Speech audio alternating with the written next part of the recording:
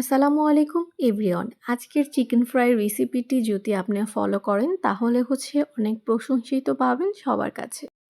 এই চিকেন ফ্রাইটা থেকে ২ টা ফ্লেভার পাবেন। একটা চিকেন ফ্রাই আরেকটা তান্দুরি।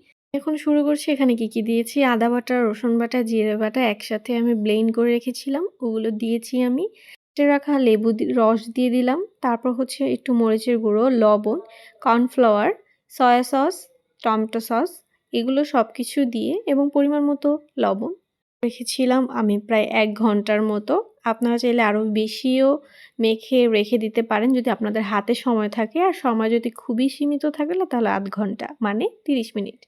এরপর আমি পরিমাণ মতো কিছুটা তেল দিয়ে দিই। এটা ডুবা তেলেও আপনারা ভাজতে পারেন এবং অল্প তেলেও ভাজতে পারেন। যেমনটা আমি অল্প তেলে ভেজেছিলাম।